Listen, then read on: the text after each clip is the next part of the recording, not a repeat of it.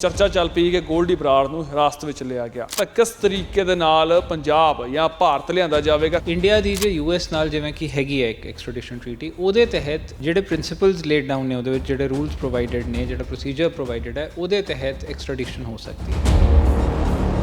ਕਿਹੜੇ ਬੈਰੀਗੇਡ ਨੇ ਜਿਹੜੇ ਗੋਲਡੀ ਬਰਾੜ ਨੂੰ ਬਚਾ ਸਕਦੇ ਨੇ? ਇੱਕ ਗਰਾਊਂਡ ਤਾਂ ਅਸਾਈਲਮ ਦੀ ਹੁੰਦੀ ਹੈ, ਦੂਜੀਆਂ ਹੋਰ ਟੈਕਨੀਕਲ ਗਰਾਊਂਡਸ ਲਈਆਂ ਜਾਂਦੀਆਂ, ਐਲੀਮੀਨੇਟ ਕਰ ਦਿੱਤਾ ਜਾਊਗਾ। ਇਹ ਜੀ 100 ਗਰਾਊਂਡਸ ਲੈ ਕੇ ਆਪਣੇ ਉੱਥੇ ਕੋਰਟ ਦੇ ਵਿੱਚ ਚੈਲੰਜ ਕਰਨਗੇ ਯੂਐਸਏ ਦੇ ਵਿੱਚ, ਜਿਸ ਕਰਕੇ ਐਕਸਟ੍ਰੈਡੀਸ਼ਨ ਇੰਨੀ ਸੌਖੀ ਨਹੀਂ। ਅਸੀਂ ਜਨਰਲੀ ਕਹਿੰਦੇ ਹਾਂ ਇੰਡੀਆ ਦੇ ਵਿੱਚ ਕੋਰਟਸ ਜਿਹੜੀਆਂ ਹੈਗੀਆਂ ਬਹੁਤ ਟਾਈਮ ਲੈ ਲੈਂਦੀਆਂ। ਹੁਣੇ ਤੁਹਾਡੇ ਸਾਹਮਣੇ, ਤੁਹਾਡੇ ਦਰਸ਼ਕਾਂ ਦੇ ਸਾਹਮਣੇ, ਬਾਹਰਲੀਆਂ ਕੋਰਟਸ ਤੋਂ ਵੀ ਛੇਤੀ ਡਿਸਾਈਡ ਨਹੀਂ ਹੋ ਰਹੇ ਮੈਟਰਸ, ਉਹਨਾਂ ਤੋਂ ਐਕਸਟ੍ਰੈਡੀਸ਼ਨ ਪ੍ਰੋਸੈਸਿਸ ਨਹੀਂ ਡਿਸਾਈਡ ਹੁੰਦੇ। ਪੁਲਿਸ ਦਾ ਰੋਲ ਅੱਜਕੱਲ ਤੁਸੀਂ ਦੇਖੋਗੇ ਡਿਟੈਕਸ਼ਨ ਵੱਲ ਜ਼ਿਆਦਾ ਹੈ, ਕਿਉਂਕਿ ਪ੍ਰੀਵੈਂਟਿਵ ਕਰ ਹੀ ਨਹੀਂ ਪਾ ਰਹੇ। ਹੁਣ ਸਿੱਧੂ ਮੂਸੇਵਾਲੇ ਨੂੰ ਲੈ ਕੇ ਅਜੇ ਤੱਕ ਇਹ ਚੀਜ਼ ਹੀ ਨਹੀਂ ਕਲੀਅਰ ਹੋਈ, ਉਹਦੀ ਸਿਕਿਉਰਿਟੀ ਕਿਉਂ ਵਿਡਰਾ ਹੋਈ, ਦਿੱਲੀ ਪੁਲਿਸ ਦੇ ਇਨਪੁਟ ਨੂੰ ਕਿਉਂ ਇਗਨੋਰ ਕੀਤਾ ਗਿਆ, ਉਹਦੀ ਰੈਕੀ ਕੀਤੀ ਜਾ ਰਹੀ ਹੈ, ਸਾਰਾ ਕੁਝ ਉਹ ਮਾਰਨ ਦੀ ਪਲੈਨਿੰਗ ਕੀਤੀ ਜਾ ਰਹੀ ਹੈ, ਪੁਲਿਸ ਨੂੰ ਕਿਉਂ ਨਹੀਂ ਪਤਾ ਲੱਗਿਆ, ਕਿਸੇ ਦੀ ਰਿਸਪੌਂਸਿਬਿਲਿਟੀ ਨਹੀਂ ਫਿਕਸ ਕੀਤੀ ਗਈ। ਬਾਹਰ ਬੈਠੇ ਕਿਸੇ ਨੇ ਪਲਾਨ ਕਰਕੇ ਕਿਸੇ ਕ੍ਰਾਈਮ ਨੂੰ ਅੰਜਾਮ ਦੇਤਾ, ਉਹ ਇੰਨਾ ਸੌਖਾ ਨਹੀਂ ਸੀ। ਕਿਤੇ ਨਾ ਕਿਤੇ ਸਾਡੇ ਸਿਸਟਮ ਵੱਲੋਂ ਹੀ ਉਸ ਚੀਜ਼ ਦੇ ਵਿੱਚ ਕਲੈਪਸ। ਇਸ ਤਰੀਕੇ ਨਾਲ ਲਾਰੈਂਸ ਬਿਸ਼ਨੋਈ ਨੂੰ ਦਿੱਲੀ ਤੋਂ ਪੰਜਾਬ ਲਿਆਂਦਾ ਗਿਆ। ਪੰਜਾਬ ਪੁਲਿਸ ਉੱਥੇ ਬਕਾਇਦਾ ਲਿਖ ਕੇ ਆਈ ਹੈ ਕਿ ਲਾਰੈਂਸ ਬਿਸ਼ਨੋਈ ਨੂੰ ਕੋਈ ਖਰੋਚ ਤੱਕ ਨਹੀਂ ਆਉਣ ਦੇਵਾਂਗੇ। ਕੈਲੀਫੋਰਨੀਆ ਤੋਂ ਗੋਲਡੀ ਬਰਾੜ ਨੂੰ ਲਿਆਉਣਾ ਹੈ ਤਾਂ ਕਿਤੇ ਨਾ ਕਿਤੇ ਕਹਿ ਦਈਏ ਕਿ ਅਸੀਂ ਹੱਥ ਬਣਾ ਕੇ ਲੈ ਕੇ ਆਉਣਗੇ। ਜਦੋਂ ਲੈ ਕੇ ਆ ਨਾ, ਤੁਹਾਨੂੰ ਅੰਡਰਟੇਕਿੰਗ ਦੇਣੀ ਪੈਂਦੀ ਹੈ ਕਿ ਅਸੀਂ ਉਹਦੀ ਜਾਨ ਦਾ ਨੁਕਸਾਨ ਨਹੀਂ ਕਰਾਂਗੇ। He will be prosecuted and punished. ਉਹਦੇ ਤੁਸੀਂ ਇਹ ਨਹੀਂ ਕਹਿ ਸਕਦੇ ਕਿ ਜੀ ਲਿਆਉਂਦੇ ਹੋਏ ਅਸੀਂ ਉਹਨੂੰ ਤੰਗ ਕਰਾਂਗੇ, ਉਹਨੂੰ ਭੁੱਖਾ ਪਿਆਸਾ ਰੱਖਾਂਗੇ, ਕੋਈ ਕਸਟੋਡੀਅਲ ਟੌਰਚਰ ਕਰਾਂਗੇ। ਉਹ ਚੀਜ਼ਾਂ ਪਰਮਿਸਿਬਲ ਹੈ ਹੀ ਨਹੀਂ। ਇਹ ਨਾ ਵੀ ਲਿਖ ਕੇ ਦੇਣ ਤਾਂ ਵੀ ਇਹਨਾਂ ਨੂੰ ਇਨਸ਼ੋਰ ਕਰਨਾ ਪੈਣਾ ਉਹਦੇ ਖਰੋਂਚ ਨਾ ਆਵੇ। ਇਹ ਉੱਠ ਕੇ ਇਹ ਨਹੀਂ ਕਹਿ ਸਕਦੇ ਕਿ ਜੀ ਸਾਡੀ ਕਸਟਡੀ 'ਚ ਆਇਆ, ਨਾ ਕੁੱਟਿਆ ਮਾਰਿਆ ਗਿਆ, ਤਾਂ ਸਾਨੂੰ ਪਤਾ ਹੀ ਨਹੀਂ ਕਿਵੇਂ ਮਾਰ ਗਏ। ਇਸ ਵਕਤ ਗੋਲਡੀ ਬਰਾੜ ਦੇ ਹੱਕ 'ਚ ਭੁਗਤ ਰਿਹਾ ਕਾਨੂੰਨ 50% ਸਰਕਾਰ ਦੇ ਹੱਕ 'ਚ ਭੁਗਤ ਰਿਹਾ। 51% ਕਿਸ ਦਾ ਹੋ ਸਕਦਾ ਹੈ? ਕਾਨੂੰਨ ਦੀ ਨਾ ਇੱਕ ਖੂਬੀ ਹੈ, ਪਾਣੀ ਵਾਂਗੂ ਨਾ ਜਿਹੜੇ ਭਾਂਡੇ 'ਚ ਤੁਸੀਂ ਪਾ ਲਓ ਉਹ ਸ਼ੇਪ ਲੈਂਦਾ। ਕਿਹੜੀ ਥਾਂ ਤੇ ਕਿਹੜੇ ਅਕਿਊਜ਼ ਦਾ ਕਿੰਨਾ ਰੋਲ ਹੈ, ਕਿੰਨੀ ਉਹਨਾਂ ਦੀ ਇਫੈਕਟਿਵ ਇਨਵੈਸਟੀਗੇਸ਼ਨ ਹੈ, ਕਿੰਨੀ presentation of material facts before the court ਹੈ, ਇਹ ਚੀਜ਼ਾਂ ਦੇ ਉੱਤੇ ਸਾਰਾ ਕੁਝ ਡਿਪੈਂਡ ਕਰਦਾ ਹੈ। America is definitely I thought one of the most developed countries in the world. So ਜੇ ਅੱਜ ਉਹ ਵੀ ਪੰਜਾਬ ਪੁਲਿਸ ਤੋਂ ਇਨਪੁਟ ਲੈ ਰਹੀ ਹੈ, ਦੈਟ ਇਜ਼ ਕਮੈਂਡੇਬਲ। ਸਤਿ ਸ਼੍ਰੀ ਅਕਾਲ, ਤੁਸੀਂ ਦੇਖ ਰਹੇ ਹੋ ਰੋਜ਼ਾਨਾ ਸਪੋਕਸਮੈਨ ਟੀਵੀ ਤੇ ਮੈਂ ਹਾਂ ਸੁਰਖਾਬ। ਦੋਸਤੋ, ਸੁਰਖੀਆਂ ਦੇ ਵਿੱਚ ਹੈ ਗੋਲਡੀ ਬਰਾੜ। ਗੋਲਡੀ ਬਰਾੜ ਉਸ ਵਕਤ ਸੁਰਖੀਆਂ ਚਾਹੁੰਦਾ ਹੈ ਜਦੋਂ ਸਿੱਧੂ ਮੂਸੇਵਾਲਾ ਦਾ ਕਤਲ ਹੁੰਦਾ ਹੈ ਤੇ ਕੈਨੇਡਾ ਵਿੱਚ ਬੈਠ ਕੇ ਗੋਲਡੀ ਬਰਾੜ ਕਹਿੰਦਾ ਹੈ ਕਿ ਕਤਲ ਅਸੀਂ ਕਰਵਾਇਆ, ਅਸੀਂ ਬਦਲਾ ਲਿਆ। ਹਾਲਾਂਕਿ ਉਸ ਤੋਂ ਬਾਅਦ ਹੁਣ ਚਰਚਾ ਚੱਲ ਪਈ ਕਿ ਗੋਲਡੀ ਬਰਾੜ ਨੂੰ ਹਿਰਾਸਤ ਵਿੱਚ ਲਿਆ ਗਿਆ, ਲੇਕਿਨ ਸਿਆਸੀ ਬਿਆਨਬਾਜ਼ੀਆਂ ਕਹਿੰਦੀਆਂ ਨੇ ਕਿ ਸਿਰਫ ਝੂਠ ਬੋਲਿਆ ਜਾ ਰਿਹਾ। ਪਰ ਜੇਕਰ ਅਸੀਂ ਇੱਕ ਵਾਰ ਮੰਨ ਵੀ ਲਈਏ ਜੇਕਰ ਹਿਰਾਸਤ ਵਿੱਚ ਲਿਆ ਗਿਆ ਤਾਂ ਕਿਸ ਤਰੀਕੇ ਦੇ ਨਾਲ ਪੰਜਾਬ ਜਾਂ ਭਾਰਤ ਲਿਆਂਦਾ ਜਾਵੇਗਾ, ਕਿਸ ਤਰੀਕੇ ਦੇ ਨਾਲ ਕਾਰਵਾਈਆਂ ਕੀਤੀਆਂ ਜਾਣਗੀਆਂ, ਇਹ ਸਾਰੇ ਦਾਅ ਪੇਚ ਵਕੀਲ ਹੀ ਸਮਝ ਸਕਦੇ ਨੇ, ਵਕੀਲ ਹੀ ਦੱਸ ਸਕਦੇ ਨੇ। ਸਾਡੇ ਨਾਲ ਸੀਨੀਅਰ ਵਕੀਲ ਨੇ ਪ੍ਰਦੀਪ ਵਿਰਕ। ਵਿਰਕ ਸਾਹਿਬ, ਬਹੁਤ ਬਹੁਤ ਸਵਾਗਤ ਹੈ ਜੀ। ਸ਼ੁਕਰੀਆ ਜੀ।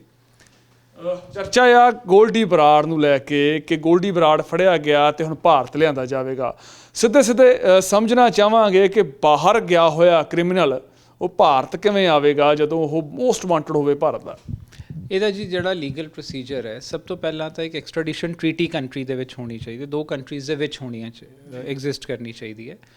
ਇੰਡੀਆ ਦੀ ਜੇ ਯੂਐਸ ਨਾਲ ਜਿਵੇਂ ਕਿ ਹੈਗੀ ਹੈ ਇੱਕ ਐਕਸਟ੍ਰੈਡੀਸ਼ਨ ਟ੍ਰੀਟੀ, ਉਹਦੇ ਤਹਿਤ ਜਿਹੜੇ ਪ੍ਰਿੰਸੀਪਲਸ ਲੇਡ ਡਾਊਨ ਨੇ, ਉਹਦੇ ਵਿੱਚ ਜਿਹੜੇ ਰੂਲਸ ਪ੍ਰੋਵਾਈਡਡ ਨੇ, ਜਿਹੜਾ ਪ੍ਰੋਸੀਜਰ ਪ੍ਰੋਵਾਈਡਡ ਹੈ, ਉਹਦੇ ਤਹਿਤ ਐਕਸਟ੍ਰੈਡੀਸ਼ਨ ਹੋ ਸਕਦੀ ਹੈ। ਠੀਕ ਹੈ।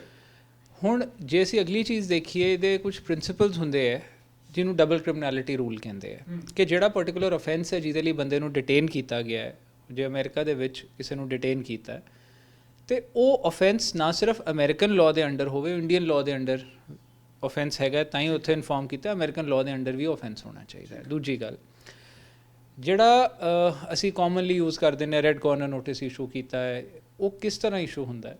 ਕੋਰਟ 'ਚੋਂ ਵਾਰੰਟ ਲੈ ਕੇ ਇੱਕ ਨੋਡਲ ਏਜੰਸੀ ਹੁੰਦੀ ਹੈ, ਜਿਵੇਂ ਇੰਡੀਆ ਦੇ ਵਿੱਚ ਸੈਂਟਰਲ ਏਜੰਸੀ ਹੈ CBI, central bureau of investigation. ਉਹਨਾਂ ਦੇ ਥਰੂ ਇਹ ਕੋਰਟ ਦੇ ਵਾਰੰਟਸ ਇੰਟਰਪੋਲ ਤੱਕ ਭੇਜੇ ਜਾਂਦੇ ਹੈ ਔਰ ਦੱਸਿਆ ਜਾਂਦਾ ਹੈ ਕਿ ਜੀ ਇਹ ਬੰਦਾ ਵਾਂਟਡ ਹੈ, ਜਿਹੜੇ ਵੀ ਦੇਸ਼ ਦੇ ਵਿੱਚ ਇਹ ਡਿਟੇਨ ਹੋ ਜੇ ਉਹਨੂੰ ਡਿਟੇਨ ਕੀਤਾ ਜਾਵੇ ਔਰ ਫਿਰ through ministry of external affairs ਇਹ ਸਾਰਾ ਆਪਰੇਟ ਕੀਤਾ ਜਾਂਦਾ। ਇਹਨੂੰ ਉਹ ਮਿਨਿਸਟਰੀ ਨੋਡਲ ਏਜੰਸੀ ਹੁੰਦੀ ਹੈ, ਕਿਉਂਕਿ ਜਨਰਲੀ ਪੁਲਿਸ ਤਾਂ ਅਸੀਂ ਦੇਖਦੇ ਹਾਂ ਮਿਨਿਸਟਰੀ ਆਫ ਹੋਮ ਅਫੇਅਰਸ ਦੇ ਅੰਡਰ ਹੈ, ਪਰ ਜਦੋਂ ਅਸੀਂ ਇੰਟਰਨੈਸ਼ਨਲ ਲੈਵਲ 'ਤੇ ਆ ਚੀਜ਼ ਨਾਲ ਡੀਲ ਕਰਨਾ ਹੁੰਦਾ ਤਾਂ ਮਿਨਿਸਟਰੀ ਆਫ ਐਕਸਟਰਨਲ ਅਫੇਅਰਸ ਦਾ ਰੋਲ ਆਉਂਦਾ ਹੈ। ਉਸੇ ਤਰ੍ਹਾਂ ਹੁਣ CBI ਦੇ ਥਰੂ ਇੰਟਰਪੋਲ ਨੂੰ ਇਨਫੋਰਮ ਕੀਤਾ ਜਾਂਦਾ, ਫਿਰ ਇੰਟਰਪੋਲ ਜਿਹੜੇ ਉਹਨਾਂ ਨੇ ਕੰਟਰੀਜ਼ ਦੇ ਵਿੱਚ ਇਨਫੋਰਮ ਕੀਤਾ ਹੁੰਦਾ ਜਾਂ ਬੰਦਾ ਡਿਟੇਨ ਹੋ ਜੇ, ਉੱਥੋਂ ਫਿਰ ਐਕਸਟ੍ਰੈਡੀਸ਼ਨ ਦਾ ਪ੍ਰੋਸੈਸ ਸ਼ੁਰੂ ਕਰਦੇ ਆ। ਲੇਕਿਨ 100% ਕੇਸਿਸ ਦੇ ਵਿੱਚ ਉੱਥੇ ਕੋਰਟਸ ਦੇ ਵਿੱਚ ਚੈਲੰਜ ਕੀਤਾ ਜਾਂਦਾ ਹੈ ਕਿ ਜੀ ਐਕਸਟ੍ਰਾਡਾਈਟ ਨਾ ਕੀਤਾ ਜਾਵੇ। ਠੀਕ ਹੈ। ਕਿਉਂਕਿ ਇੱਕ ਗਰਾਊਂਡ ਤਾਂ ਅਸਾਈਲਮ ਦੀ ਹੁੰਦੀ ਹੈ, ਦੂਜੀਆਂ ਹੋਰ ਟੈਕਨੀਕਲ ਗਰਾਊਂਡਸ ਲਈਆਂ ਜਾਂਦੀਆਂ, ਇਨੋਸੈਂਟ ਹੈ, ਝੂਠੇ ਕੇਸ ਬਣਾਏ ਜਾ ਰਹੇ ਹੈ, ਐਲੀਮੀਨੇਟ ਕਰ ਦਿੱਤਾ ਜਾਊਗਾ, ਇਹ ਜੀ 100 ਗਰਾਊਂਡਸ ਲੈ ਕੇ ਉਹ ਜਨਰਲੀ ਕੋਰਟਸ ਦੇ ਵਿੱਚ ਉੱਥੇ ਜਿਹੜੇ ਵੀ ਕੰਟਰੀ ਦੇ ਵਿੱਚ ਡਿਟੇਨ ਕੀਤਾ ਹੁੰਦਾ, ਜਿਵੇਂ ਇੱਥੇ US ਹੈ, ਉੱਥੇ ਉਹ ਆਪਣੇ ਉੱਥੇ ਕੋਰਟ ਦੇ ਵਿੱਚ ਚੈਲੰਜ ਕਰਨਗੇ USA ਦੇ ਵਿੱਚ, ਜਿਸ ਕਰਕੇ ਐਕਸਟ੍ਰੈਡੀਸ਼ਨ ਇੰਨੀ ਸੌਖੀ ਨਹੀਂ ਹੁੰਦੀ ਕਿਸੇ ਦੀ ਵੀ। ਟਾਈਮ ਲੱਗਦਾ ਹੈ ਪਰ ਹੋ ਜਾਂਦੀ ਹੈ।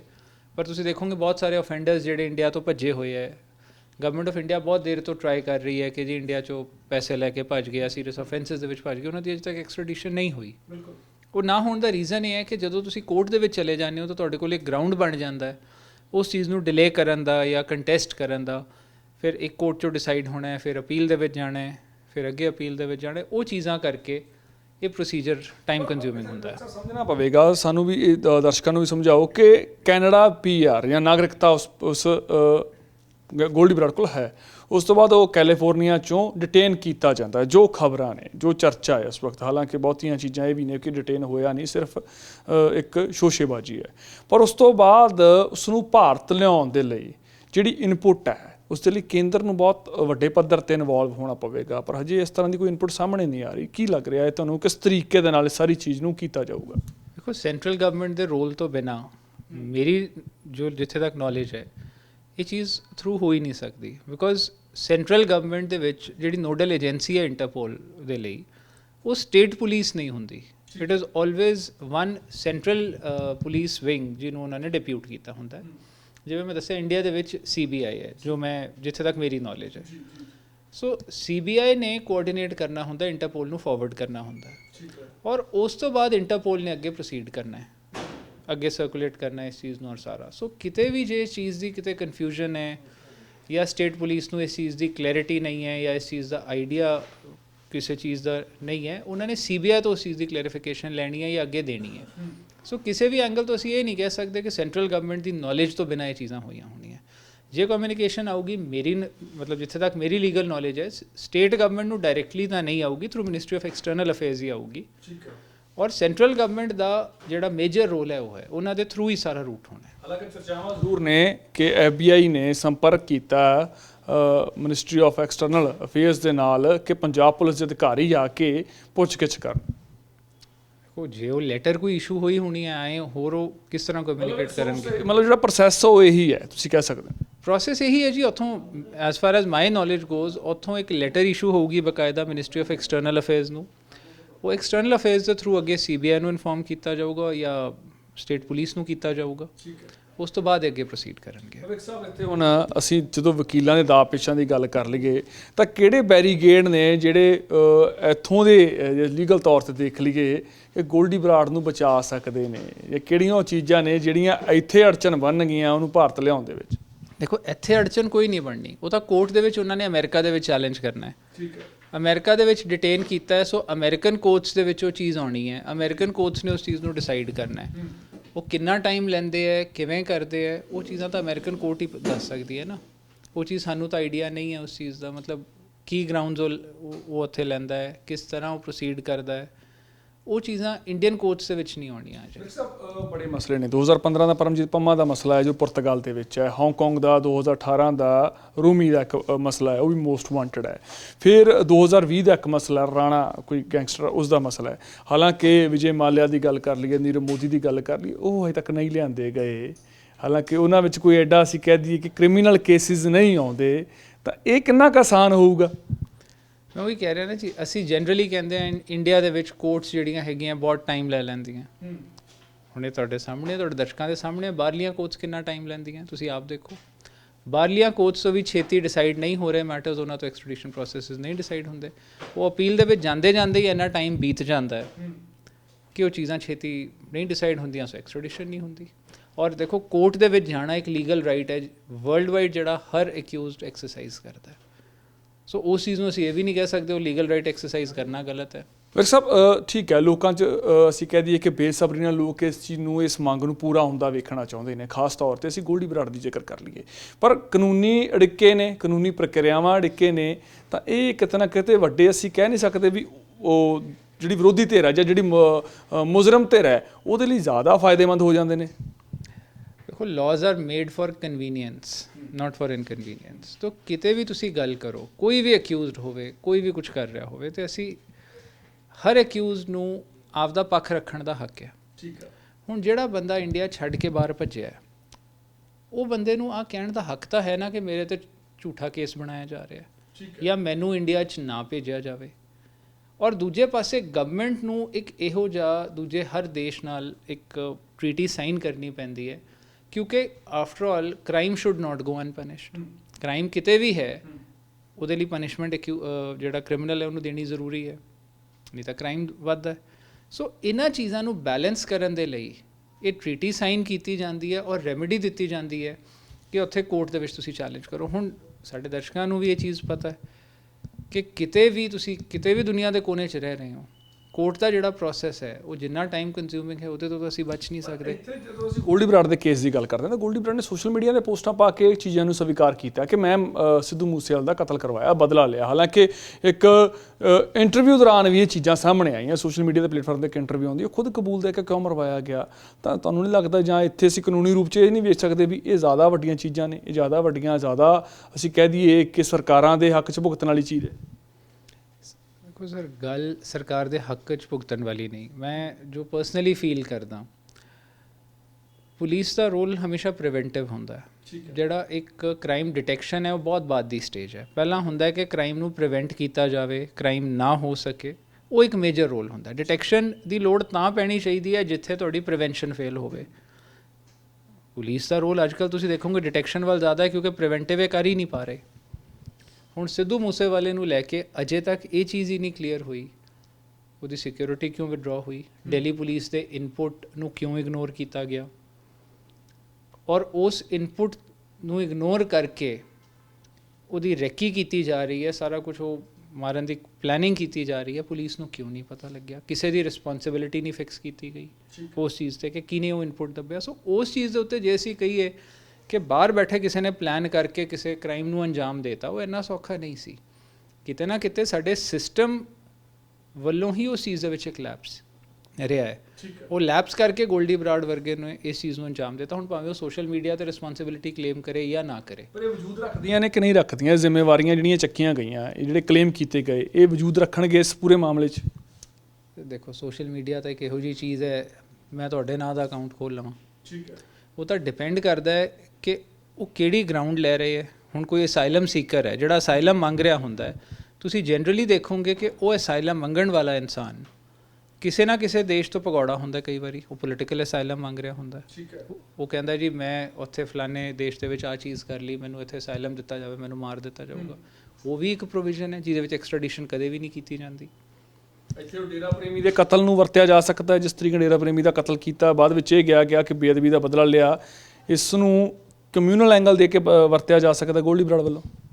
ਕਮਿਊਨਲ ਐਂਗਲ ਤਾਂ ਇੱਕ ਸੈਕੂਲਰ ਕੰਟਰੀ ਦੇ ਵਿੱਚ ਨਹੀਂ ਆਪਰੇਟ ਕਰਦਾ, ਠੀਕ ਹੈ, ਔਰ ਮੇਰਾ ਨਹੀਂ ਖਿਆਲ ਕੋਈ ਇਹੋ ਜਿਹੀ ਚੀਜ਼ ਦੇ ਉੱਤੇ ਉਹ ਕਰਨਗੇ। ਕੋਈ ਪਹਿਲੀ ਗੱਲ ਤਾਂ ਅਜੇ ਇਹੀ ਕਲੀਅਰ ਨਹੀਂ ਹੈ ਕਿ ਗੋਲਡੀ ਬਰਾੜ ਨੂੰ ਅਰੈਸਟ ਜਾਂ ਡਿਟੇਨ ਕੀਤਾ ਗਿਆ ਕਿ ਨਹੀਂ, ਔਰ ਜੇ ਕੀਤਾ ਗਿਆ ਹੈ ਤੇ ਉਸ ਤੋਂ ਬਾਅਦ ਉਹਨੇ ਕੀ ਸਟੈਂਡ ਲੈਣਾ ਉਹ ਤਾਂ ਕੋਰਟ ਦੇ ਵਿੱਚ ਕਲੀਅਰ ਹੋਊਗਾ। ਪੁਆਇੰਟ ਆਊਟ ਤਾਂ ਹਰ ਇਨਸਾਨ ਨੇ ਹਰ ਚੀਜ਼ ਕਰਨੀ ਹੈ। ਹੁਣ ਇੱਕ ਇਨਸਾਨ ਆਪਦੇ ਕਿਹੜੇ ਕ੍ਰਾਈਮਸ ਐਡਮਿਟ ਕਰ ਰਿਹਾ ਹੈ, ਜਾਂ ਉਹਦਾ ਕਲੇਮ ਹੀ ਆਏ ਕਿ ਜੀ ਮੈਂ ਇੱਥੇ ਬੈਠਾ ਇੰਡੀਆ ਦੇ ਵਿੱਚ ਕਿਵੇਂ ਕ੍ਰਾਈਮ ਕਰ ਸਕਦਾ, ਉਹ ਵੀ ਇੱਕ ਆਸਪੈਕਟ ਹੈ। ਸੋ ਕਿਹੜੀ ਚੀਜ਼ ਕਿਸ ਤਰ੍ਹਾਂ ਪ੍ਰੂਵ ਹੋਊਗੀ ਉਹ ਤਾਂ ਹੁਣ ਟਾਈਮ ਹੀ ਦੱਸੂਗਾ। ਉਹਦੇ ਵਿੱਚ ਕੁਝ ਵੀ ਮੇਰੇ ਵੱਲੋਂ ਪ੍ਰਿਡਿਕਟ ਕਰ ਪਾਉਣਾ, ਬਿਕੋਜ਼ ਮੈਂ ਉਹਨਾਂ ਕੇਸਿਸ ਨਾਲ ਨਹੀਂ ਡੀਲ ਕੀਤਾ, ਮੈਂ ਉਹਨਾਂ 'ਚੋਂ ਕਿਸੇ ਦਾ ਲਾਇਰ ਨਹੀਂ ਹਾਂ। ਸੋ ਮੇਰੇ ਵੱਲੋਂ ਇਹ ਕਹਿ ਪਾਉਣਾ ਕਿ ਉਹ ਕੀ ਪਲੀ ਲੈਣਗੇ, ਉਹਨਾਂ ਦੇ ਕੇਸ ਦੀ ਕੀ ਡਿਟੇਲ ਹੈ, ਜਾਂ ਪੁਲਿਸ ਕੋਲ ਕੀ ਇਨਵੈਸਟੀਗੇਟਿਵ ਇਨਫੋਰਮੇਸ਼ਨ ਉਹਨਾਂ ਨੇ ਇਨਵੈਸਟੀਗੇਸ਼ਨ ਦੇ ਵਿੱਚ ਕੱਢੀ ਹੈ, ਕੀ ਕੜੀ ਜੋੜੀ ਹੈ, ਉਹ ਮੈਨੂੰ ਮਤਲਬ ਕੜੀਆਂ ਜੋੜਨ ਦਾ ਵੀ ਨਹੀਂ ਆਈਡੀਆ। ਜੇਕਰ ਅਸੀਂ ਲਾਰੈਂਸ ਬਿਸ਼ਨੋਈ ਦੀ ਰਿਮਾਂਡ ਦੀ ਗੱਲ ਕਰੀਏ, ਜਿਸ ਤਰੀਕੇ ਨਾਲ ਲਾਰੈਂਸ ਬਿਸ਼ਨੋਈ ਨੂੰ ਦਿੱਲੀ ਤੋਂ ਪੰਜਾਬ ਲਿਆਂਦਾ ਗਿਆ, ਤਾਂ ਬਕਾਇਦਾ ਇਹ ਚਰਚਾਵਾਂ ਸੀ ਕਿ ਪੰਜਾਬ ਪੁਲਿਸ ਉੱਥੇ ਬਕਾਇਦਾ ਲਿਖ ਕੇ ਆਈ ਹੈ ਕਿ ਲਾਰੈਂਸ ਬਿਸ਼ਨੋਈ ਨੂੰ ਕੋਈ ਖਰੋਚ ਤੱਕ ਨਹੀਂ ਆਉਣ ਦੇਵਾਂਗੇ, ਉਹਦੀ ਸਿਕਿਉਰਿਟੀ ਦਾ ਪ੍ਰਬੰਧ ਵੀ ਕਰਾਂਗੇ। ਤਾਂ ਜੇਕਰ ਹੁਣ USA ਤੋਂ ਕੈਲੀਫੋਰਨੀਆ ਤੋਂ ਗੋਲਡੀ ਬਰਾੜ ਨੂੰ ਲਿਆਉਣਾ ਹੈ, ਚਾਹੇ ਉਹ ਭਾਰਤ ਚਾਹੇ ਉਹ ਪੰਜਾਬ ਪੁਲਿਸ ਬਾਅਦ 'ਚ ਰਿਮਾਂਡ ਲੈਂਦੀ ਹੈ, ਤਾਂ ਕਿਤੇ ਨਾ ਕਿਤੇ ਕਹਿ ਦਈਏ ਕਿ ਅਸੀਂ ਹੱਥ ਬਣਾ ਕੇ ਲੈ ਕੇ ਆਉਣਗੇ, ਆਪਣੇ ਹੱਥ ਬੰਨ੍ਹ ਕੇ ਆਉਣਗੇ ਉੱਥੇ। ਦੇਖੋ, ਕਿਸੇ ਵੀ ਕ੍ਰਿਮੀਨਲ ਨੂੰ ਜੇ ਅਸੀਂ ਕਾਨੂੰਨੀ ਗੱਲ ਕਰੀਏ, ਕਸਟਡੀ ਦੇ ਵਿੱਚ ਨੁਕਸਾਨ ਪਹੁੰਚਾਉਣਾ ਲੀਗਲੀ ਪਰਮਿਸਿਬਲ ਨਹੀਂ ਹੈ। ਠੀਕ ਹੈ, ਇਹ ਤਾਂ ਇਲੀਗਲ ਐਕਟ ਹੈ ਪੁਲਿਸ ਦੇ ਪਾਰਟ 'ਤੇ। ਦੇਖੋ, ਇਹ ਤਾਂ ਹੁੰਦਾ ਹੀ ਹੈ ਕਿ we will insure his protection. ਦੇਖੋ, ਤੁਸੀਂ ਬੰਦੇ ਨੂੰ ਇੰਡੀਆ ਕਿਸ ਕੰਡੀਸ਼ਨ ਤੇ ਲੈ ਰਹੇ ਹਾਂ ਕਿ ਜਿਹੜੇ ਕ੍ਰਾਈਮ ਦੇ ਲਈ ਅਸੀਂ ਉਹਨੂੰ ਡਿਟੇਨ ਕਰਵਾਉਣ ਦੀ ਰਿਕੁਐਸਟ ਦਿੱਤੀ ਹੈ, ਕੋਰਟ 'ਚ ਆਰਡਰਸ ਲਏ ਹੈ, ਅਸੀਂ ਉਸੇ ਦੇ ਲਈ ਪ੍ਰੋਸੀਕਿਊਟ ਕਰਾਂਗੇ। ਅਸੀਂ ਉਹਦੇ 'ਤੇ ਨਵੇਂ ਕੇਸਿਸ ਕੋਈ ਪੁਰਾਣੇ ਹੋਰ ਕੇਸ ਲਈ ਨਹੀਂ ਟਰਾਈ ਕਰਾਂਗੇ। ਔਰ ਜੇ ਉਸ ਕੇਸ ਲਈ ਉਸ ਤੋਂ ਬਾਅਦ ਅਨਲੈਸ ਉਹ ਇੰਡੀਆ ਆ ਕੇ ਕੁਝ ਹੋਰ ਨਵਾਂ ਕਰਦਾ ਤੁਸੀਂ ਉਹਦੇ 'ਚ ਟਰਾਇਲ ਕਰਦੇ ਹੋ, ਗੱਲ ਵੱਖਰੀ ਹੈ। ਦੂਜੀ ਗੱਲ ਇੱਥੇ ਇਹ ਹੁੰਦੀ ਹੈ ਕਿ ਜਦੋਂ ਲੈ ਕੇ ਆ ਰਹੇ ਹੋ ਤੁਹਾਨੂੰ ਅੰਡਰਟੇਕਿੰਗ ਦੇਣੀ ਪੈਂਦੀ ਹੈ ਕਿ ਅਸੀਂ ਉਹਦੀ ਜਾਨ ਦਾ ਨੁਕਸਾਨ ਨਹੀਂ ਕਰਾਂਗੇ। He will be tried and ਮਤਲਬ he will be prosecuted and punished as per law. ਉਹਦੇ ਤੁਸੀਂ ਇਹ ਨਹੀਂ ਕਹਿ ਸਕਦੇ ਕਿ ਜੀ ਲਿਆਉਂਦੇ ਹੋਏ ਅਸੀਂ ਉਹਨੂੰ ਤੰਗ ਕਰਾਂਗੇ, ਉਹਨੂੰ ਭੁੱਖਾ ਪਿਆਸਾ ਰੱਖਾਂਗੇ, ਉਹਨੂੰ ਕੋਈ ਕਸਟੋਡੀਅਲ ਟੌਰਚਰ ਕਰਾਂਗੇ। ਉਹ ਚੀਜ਼ਾਂ ਪਰਮਿਸਿਬਲ ਹੈ ਹੀ ਨਹੀਂ। ਉਹ ਤਾਂ ਲਾਅ 'ਚ ਹੀ ਪਰਮਿਸਿਬਲ ਨਹੀਂ ਹੈ। ਸੋ ਇਸ ਕਰਕੇ ਉਹ ਕੰਡੀਸ਼ਨਸ ਮਤਲਬ ਐਗਰੀ ਵੀ ਕਰਨਾ ਪੈਂਦਾ ਔਰ ਨਾ ਵੀ ਐਗਰੀ ਕਰੋ ਉਹ ਸਾਨੂੰ ਲੀਗਲੀ ਬਾਈਂਡ ਕਰਦੀਆਂ। ਮਤਲਬ ਇੰਡੀਆ ਦੇ ਵਿੱਚ ਵੀ ਜੇ ਦਿੱਲੀ ਪੁਲਿਸ ਤੋਂ ਪੰਜਾਬ ਪੁਲਿਸ ਕੋਈ ਕਸਟਡੀ ਲਵੇ, ਇਹ ਨਾ ਵੀ ਲਿਖ ਕੇ ਦੇਣ ਤਾਂ ਵੀ ਇਹਨਾਂ ਨੂੰ ਇਨਸ਼ੋਰ ਕਰਨਾ ਪੈਣਾ ਉਹਦੇ ਖਰੋਂ 'ਚ ਨਾ ਆਵੇ। ਇਹ ਉੱਠ ਕੇ ਇਹ ਨਹੀਂ ਕਹਿ ਸਕਦੇ ਕਿ ਜੀ ਸਾਡੀ ਕਸਟਡੀ 'ਚ ਆਇਆ, ਨਾ ਕੁੱਟਿਆ ਮਾਰਿਆ ਗਿਆ ਤਾਂ ਸਾਨੂੰ ਪਤਾ ਹੀ ਨਹੀਂ ਕਿਵੇਂ ਮਾਰ ਗਏ। ਉਹ ਪਲੀ ਕਦੇ ਵੀ ਨਹੀਂ ਲਈ ਜਾ ਸਕਦੀ ਲੀਗਲੀ। ਇਸ ਦੇ ਤੌਰ ਤੇ ਮੈਂ ਇਹ ਸ਼ਬਦਾਂ 'ਚ ਕਹਿ ਦੇਵਾਂ ਕਿ 3rd ਡਿਗਰੀ ਟੌਰਚਰ ਜਾਂ ਪੁੱਛਗਿੱਛ ਲਈ ਜਿਹੜੀ ਇੰਟੈਰੋਗੇਸ਼ਨ ਕਰਨੀ ਆ ਉਹ ਤਾਂ ਜ਼ੁਬਾਨੀ ਹੋਊਗੀ, ਇਸ ਤਰੀਕੇ ਨਾਲ ਨਹੀਂ, ਕਿਸੇ ਹੋਰ ਤਰੀਕੇ ਨਾਲ ਨਹੀਂ ਹੋਊਗੀ। ਦੇਖੋ legally there is no such thing as custodial torture. Legally ਜੇ ਤੁਸੀਂ ਕਰ ਰਹੇ ਹੋ ਇਲੀਗਲ ਐਕਟ ਹੈ, ਉਹ ਲੀਗਲੀ ਨਹੀਂ ਪਰਮਿਸਿਬਲ। ਸੋ ਜੇ ਉਹ ਚੀਜ਼ ਕਿਸੇ ਵੀ ਇਨਸਾਨ ਨਾਲ ਹੋ ਰਹੀ ਹੈ ਉਹਦੇ ਉੱਤੇ ਤਾਂ ਫਿਰ ਪ੍ਰੋਸੀਕਿਊਸ਼ਨ ਲਾਂਚ ਹੋ ਸਕਦੀ ਹੈ ਉਸ ਆਫਿਸਰ ਦੇ ਖਿਲਾਫ। ਇਹ ਤਾਂ ਸੈਟਲਡ ਲਾਅ ਹੈ, ਮਤਲਬ ਇਹਦੇ 'ਤੇ ਕੋਈ ਦੋ ਰਾਏ ਹੈ ਹੀ ਨਹੀਂ। ਮਤਲਬ 3rd ਡਿਗਰੀ ਟੌਰਚਰ ਜਾਂ ਪੁਲਿਸ ਕਸਟਡੀ ਦੇ ਵਿੱਚ ਮੈਂ ਐਗਜ਼ਾਮਪਲ ਦਿੱਤੀ ਨਾ, ਟੌਰਚਰ ਤਾਂ ਛੱਡੋ, ਕਿਸੇ ਨੂੰ ਭੁੱਖਾ ਪਿਆਸਾ ਰੱਖਣਾ ਹੀ ਦਿਸ ਇਟਸੈਲਫ ਇਜ਼ ਅ ਟੌਰਚਰ, ਇਹ ਵੀ ਪਰਮਿਸਿਬਲ ਨਹੀਂ ਹੈ। ਮੇਰਾ ਆਖਰੀ ਸਵਾਲ ਹੈ, ਇਸ ਪੂਰੀ ਜੇਕਰ ਅਸੀਂ ਵਾਰਤਾਲਾਪ ਦੀ ਗੱਲ ਕਰੀਏ, ਕਨਕਲੂਡ ਕਰਨ ਦੀ ਕੋਸ਼ਿਸ਼ ਕਰਦੇ ਹਾਂ, ਇਹਦੇ ਵਿੱਚ ਇਸ ਵਕਤ ਅਸੀਂ 50% ਵੀ ਮੰਨ ਲਈਏ ਵੀ 50% ਗੋਲਡੀ ਬਰਾੜ ਦੇ ਹੱਕ 'ਚ ਭੁਗਤ ਰਿਹਾ ਕਾਨੂੰਨ, 50% ਸਰਕਾਰ ਦੇ ਹੱਕ 'ਚ ਭੁਗਤ ਰਿਹਾ। ਜ਼ਿਆਦਾ ਪਲੜਾ ਭਾਰੀ ਫਿਰ ਵੀ ਕਿਹਦਾ ਹੋ ਜਾਊਗਾ? 51% ਕਿਸ ਦਾ ਹੋ ਸਕਦਾ ਹੈ? ਦੇਖੋ ਕਾਨੂੰਨ ਦੀ ਨਾ ਇੱਕ ਖੂਬੀ ਹੈ, ਐਵਰ ਚੇਂਜਿੰਗ। ਠੀਕ ਹੈ। ਔਰ ਪਾਣੀ ਵਾਂਗੂ ਨਾ ਜਿਹੜੇ ਭਾਂਡੇ 'ਚ ਤੁਸੀਂ ਪਾ ਲਓ ਉਹ ਸ਼ੇਪ ਲੈਂਦਾ। ਕਿਹੜੀ ਥਾਂ 'ਤੇ ਕਿਹੜੇ ਐਕਿਊਜ਼ ਦਾ ਕਿੰਨਾ ਰੋਲ ਹੈ ਔਰ ਪ੍ਰੋਸੀਕਿਊਟਿੰਗ ਏਜੰਸੀ ਦੀ ਕਿੰਨੀ ਸਿੰਸੈਰਿਟੀ ਹੈ, ਕਿੰਨੀ ਉਹਨਾਂ ਦੀ ਇਫੈਕਟਿਵ ਇਨਵੈਸਟੀਗੇਸ਼ਨ ਹੈ, ਕਿੰਨੀ presentation of material facts before the court ਹੈ, ਇਹ ਚੀਜ਼ਾਂ ਦੇ ਉੱਤੇ ਸਾਰਾ ਕੁਝ ਡਿਪੈਂਡ ਕਰਦਾ ਹੈ। ਠੀਕ ਹੈ। ਬਹੁਤ ਵਾਰੀ ਚੰਗੇ ਤੋਂ ਚੰਗੇ ਕੇਸ ਦੇ ਵਿੱਚ ਤਫਤੀਸ਼ ਨਾ ਚੰਗੀ ਹੋਈ ਹੋਵੇ, ਐਕਿਊਜ਼ ਛੁੱਟ ਜਾਂਦੇ ਆ। ਬਹੁਤ ਵਾਰੀ ਚੰਗੇ ਕੇਸਾਂ 'ਚ ਤਫਤੀਸ਼ ਕੀਤੀ ਹੋਵੇ ਕੋਰਟ ਤੋਂ, ਐਕਿਊਜ਼ ਨੂੰ ਰਿਲੀਫ ਮਿਲ ਜਾਂਦਾ, ਕੋਈ ਟੈਕਨੀਕਲ ਹਿੱਚ ਹੁੰਦੀ ਹੈ ਵਿੱਚ। ਸੋ ਇਹ ਚੀਜ਼ਾਂ ਨੂੰ ਪ੍ਰਿਡਿਕਟ ਕਰ ਪਾਉਣਾ ਬਹੁਤ ਔਖਾ ਹੈ। ਪਰ ਗੱਲ ਅਜੇ ਵੀ ਮੇਨ ਉਹੀ ਹੈ ਕਿ ਜੋ ਕਲੇਮ ਕੀਤਾ ਜਾ ਰਿਹਾ ਹੈ ਕਿ ਅੱਜ ਪੰਜਾਬ ਪੁਲਿਸ ਇੰਨੀ ਵਧੀਆ ਹੋ ਗਈ ਹੈ, ਦੈਟ ਇਜ਼ ਕਮੈਂਡੇਬਲ। ਜੇ ਪੰਜਾਬ ਪੁਲਿਸ ਇੰਨੀ ਵਧੀਆ ਹੋ ਗਈ ਹੈ ਕਿ ਅੱਜ ਅਮਰੀਕਨ ਪੁਲਿਸ ਪੰਜਾਬ ਪੁਲਿਸ ਤੋਂ ਇਨਪੁਟ ਲੈਂਦੀ ਹੈ, because America is definitely I thought one of the most developed countries in the world, ਜਿਨ੍ਹਾਂ ਦੀ ਐਸਪੀਐਨਏਜ ਇਜ਼ ਵੈਲ ਰਿਪਿਊਟਡ। ਸੋ ਜੇ ਅੱਜ ਉਹ ਵੀ ਪੰਜਾਬ ਪੁਲਿਸ ਤੋਂ ਇਨਪੁਟ ਲੈ ਰਹੇ ਹੈ, ਦੈਟ ਇਜ਼ ਕਮੈਂਡੇਬਲ। ਸ਼ੁਕਰੀਆ ਜੀ। ਸੋ ਹੁਣ ਦੇਖਣਾ ਇਹ ਹੈ ਕਿ ਇਸ ਵਿੱਚ ਕਾਨੂੰਨੀ ਪ੍ਰਕਿਰਿਆ ਦੇ ਜ਼ਰੀਏ ਕਦੋਂ ਗੋਲਡੀ ਬਰਾੜ ਨੂੰ ਭਾਰਤ ਲਿਆਂਦਾ ਜਾਂਦਾ ਤੇ ਜੇਕਰ ਕੋਈ ਅੜਚਨਾ ਪੈਦਾ ਹੁੰਦੀਆਂ ਨੇ ਤਾਂ ਉਹ ਅੜਚਨਾ ਕਿਹੜੀਆਂ ਹੋਣਗੀਆਂ। ਮੈਂ ਸਰਖਾਬ ਆਪਣੇ ਸਹਿਯੋਗੀ ਜੱਸੀ ਦੇ ਨਾਲ ਰੋਜ਼ਾਨਾ ਸਪੋਕਸਮੈਨ, ਚੰਡੀਗੜ੍ਹ।